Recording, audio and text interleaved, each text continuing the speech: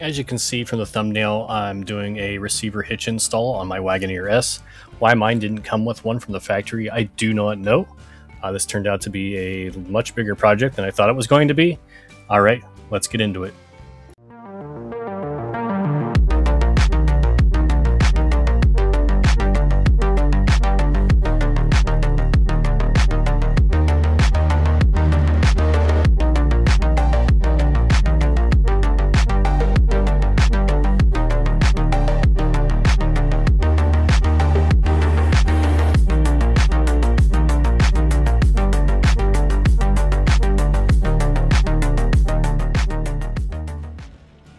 Alright, so the smartest thing to do anytime you start a project is to make sure you pick a day when it's, 95 degrees outside and working on blacktop. Now that I've done that, I've got to get the car lined up, get it up on the ramps, put the blocks up front, and get it ready for disassembly so that I can start the hitch install. Now that the hard part was done, it was time for disassembly. I had to get underneath and take the bolts off the under splash tray, the part underneath the rear bumper that covers and makes it more aerodynamic, and then also needed to remove the bolts in both rear wheel wells.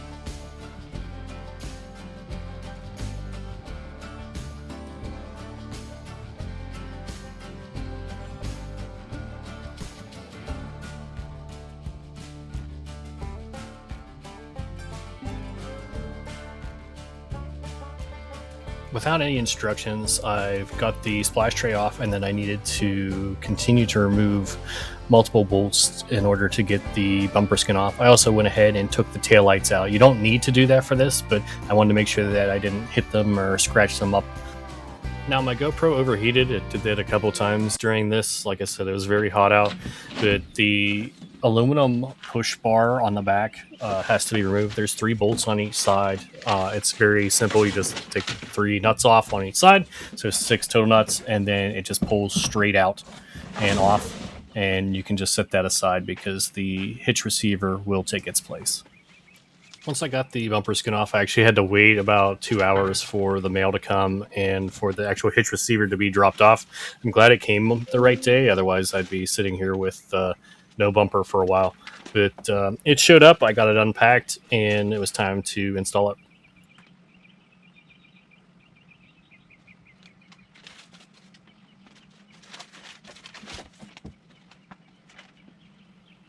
Next, I checked the instructions to see if I was on the right track with removal of the bumper, and it seems like I did a good enough job as it's sitting there beside the vehicle. So next, it was time to actually install the receiver hitch itself. Now, it just slides in right where the aluminum push bar used to be. That had to be removed. And then this slides in, and there's 3 bolts on each side that get torqued down to, I believe it was 125 foot-pounds of torque. The bolts weren't too bad. They were a little tricky to get to. Luckily, they came with the little wire with the ends to fish it through the frame and to get them lined up. So it took a little bit of finessing to get the hitch receiver lined up correctly, getting the bolts in, getting them tight enough that it held it in place so that I could then ratchet it down and then torque it.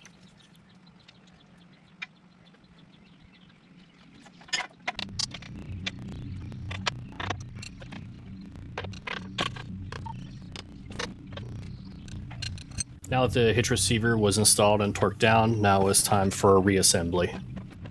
For reassembly, it's basically just the reverse of the disassembly, but I started by putting the bumper skin back into place and snapping the little clips into place.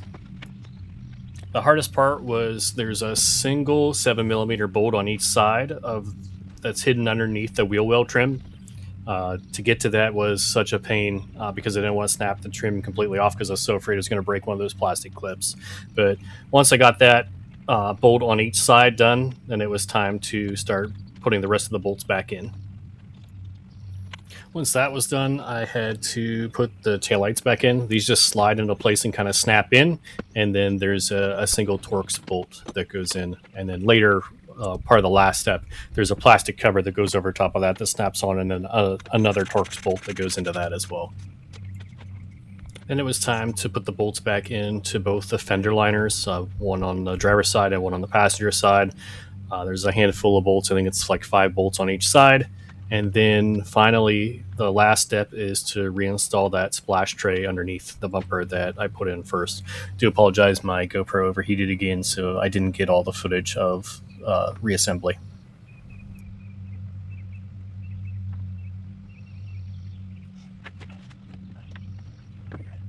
Here's a photo of what it looks like with the actual plastic cover over it, so you can see you can still cover it up even though there's a hitch there. And then the second photo shows what it looks like with the cover removed now that there's the 2-inch receiver hitch installed.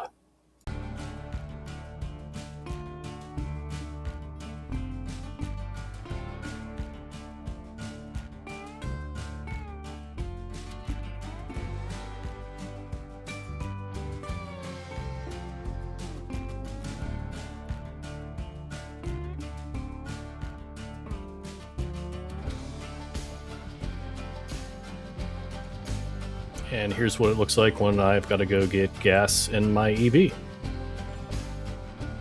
Overall, it was a successful install. It took a lot longer than I thought it was going to, just based on how it looked, not knowing how that bumper skin comes off, things like that, but ended up being all right. It did take a couple hours. So if you plan on doing this to yours and you haven't done one before, or you don't have a lift, plan on it taking much longer than you expect. Give yourself a good half a day. I have a couple different boxes that I slide into the back of the receiver. Both of them tuck in nicely behind the vehicle. One sticks out a little further back than I would like, but both of them worked well. I did a couple test drives and made sure that nothing was rattling, bouncing around, anything like that. It's good and tight. It hides back behind. You can hit the rear view camera to check on anything you've got strapped down in there. And anytime you put it in reverse, unless you have the parking sensors turned off, it will alert you that there's something behind you. But other than that, it works pretty good, and I'm quite happy with it. If you've made it this far, that's it for the video. Thanks for watching, and I'll catch you in the next one.